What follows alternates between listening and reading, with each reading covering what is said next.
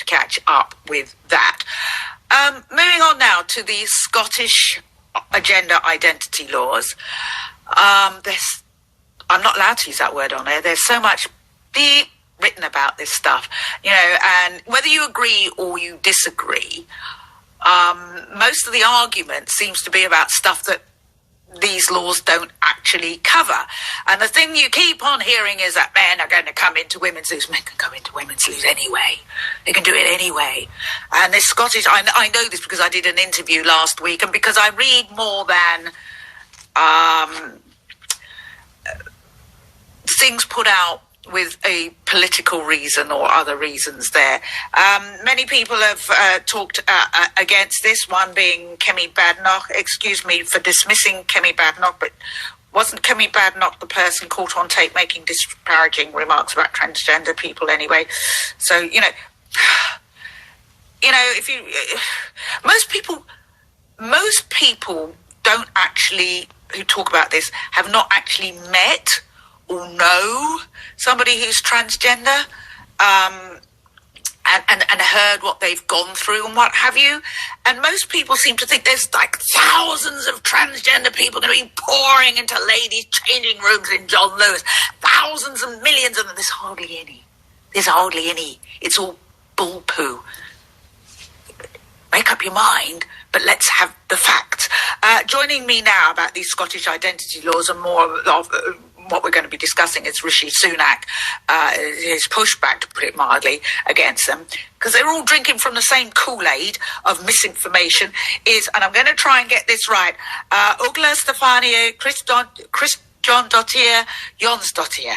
I hope I got your name right.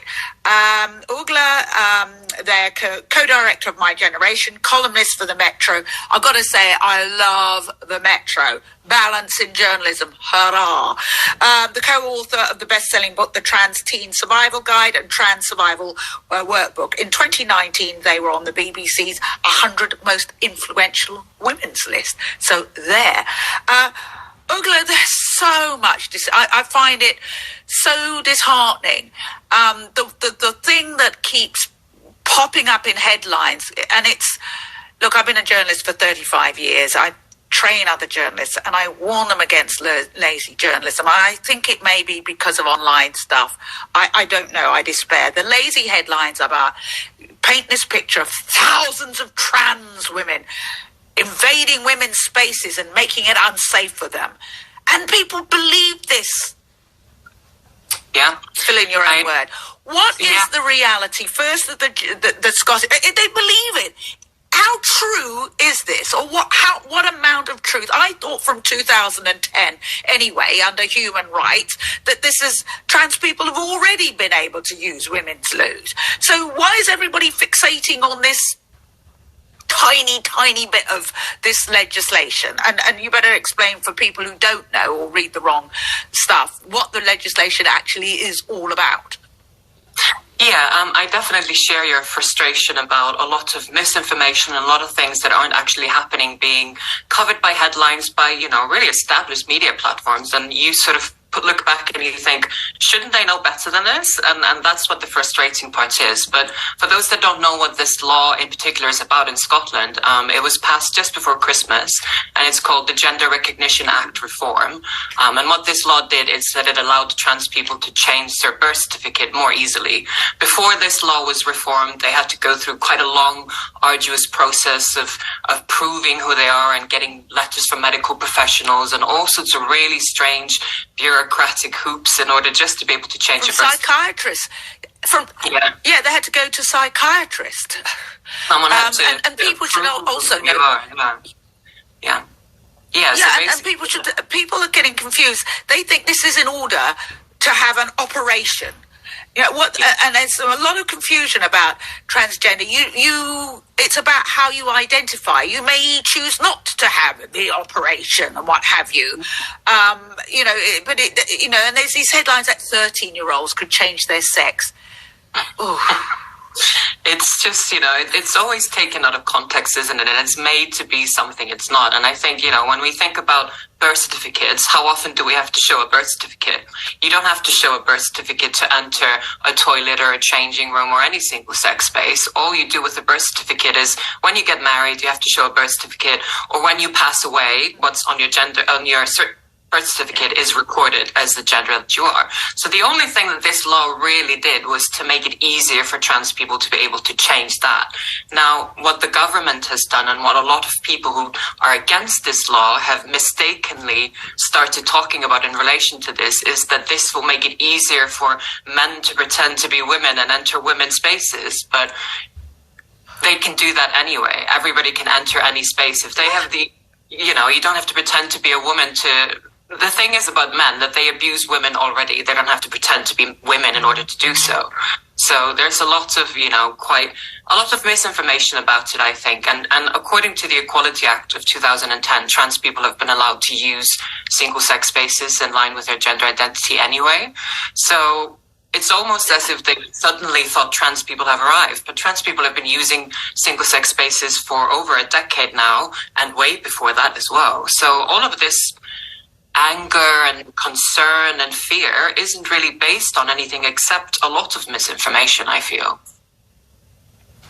Yeah, absolutely. And there are already 30 countries with, similar levels of legislation, none of which have reported anything, because, again, we're not talking about thousands and thousands of people, are we? We're talking about a very marginalised, tiny portion of the population. Mm-hmm. Yeah, it's a very small group of people. So for the amount of media coverage, fear, concern, hysteria around this, it doesn't really make any sense, because trans people are, as you said, a really small group in society that are quite vulnerable. They're quite exposed to hate crimes and discrimination and so on. So they need support rather than all of this fear that goes around all the time. And as you said, there's about 30 different countries or regions and states all around the world that already have similar laws or even more progressive laws, such as Iceland, where I'm from, which you can probably tell by the long name, which you did pronounce pretty well, actually. It was a pretty good effort. Oh, thank you. Yeah, it was pretty good. But in Iceland, we passed a law in 2019 that's a lot more progressive than the Scottish law. And none of these concerns or fears or anything that they always harp on about have actually happened. So there's no real evidence for this to be a risk to anyone. All it does is it allows trans people to have a slightly easier life and for their life to be a bit more simple. Yeah. Now, you mentioned, we know this is about politics. I mean, if you're a grown-up, you know this is about politics. It's the lowest hanging fruit of politics. I know, let's talk about the trans issue as if it's a massive, massive issue, and then we can kind of bury all sorts of other rubbish that we aren't doing in society, like we've just been talking about our police force, for instance. I mean, really, figure-wise, let's just put that out there. If you look at hard statistics, you're more likely, I'm not for a minute saying all police officers are like this, but you are, as a woman, you are more statistically more likely to be a threat from a police officer than a trans person coming into your loo. One is a paid official, paid to take care of you. One is your fellow human being. Now, you mentioned there with Iceland, their laws are far more progressive. What do they cover? What sort of things do they cover that the Scottish law doesn't? Well, the Icelandic law is a bit more comprehensive when it comes down to access to healthcare as well. So it deals with both people being able to change all forms of ID, such as their passports and driving licenses and so on. But it also allows trans people easier access to healthcare. So basically, according to the Icelandic law, you don't need to have a formal diagnosis of some sort of a disorder to be able to access transition-related healthcare. It's more based on the idea that people are able to make their own decisions, and if they want to access this healthcare, they go to a psychologist that has an interview with them and, make sure that they're doing the right thing and they understand what this process entails and how it all works.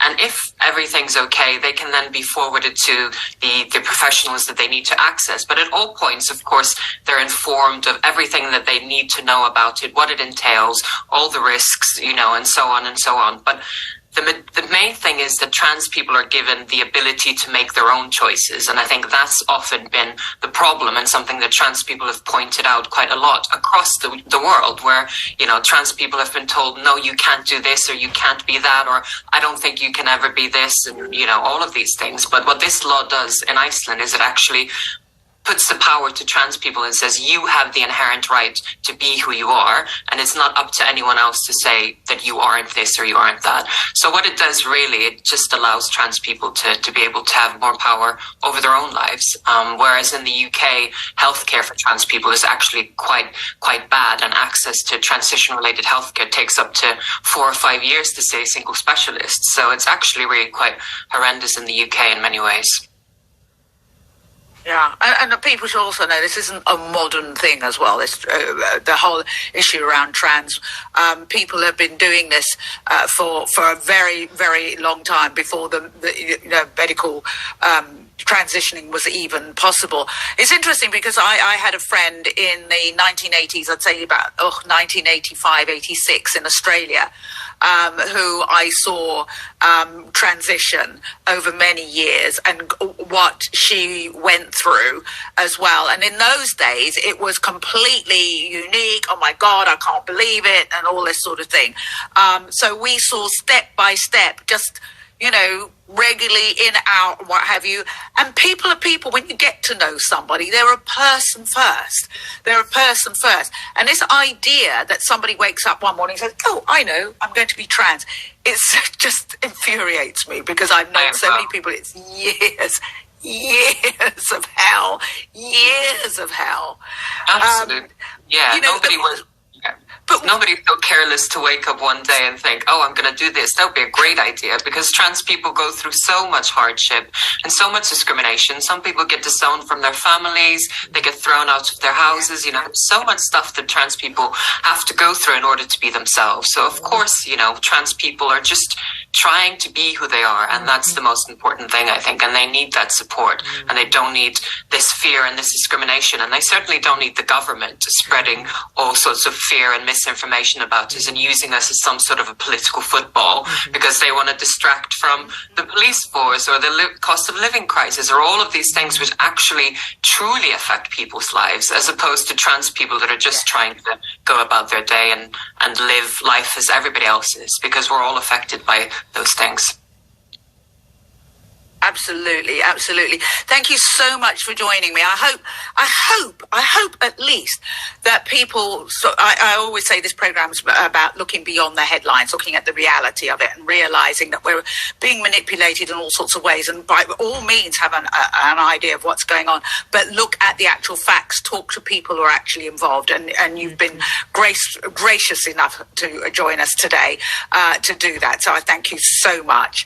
Ugla there, talking, as I said before, they're the co-director of My Generation, a newspaper columnist, co-author of a best-selling book, and as I said, on the BBC's 100 most influential women's list. Coming up, I'm sorry, it's a bad news story.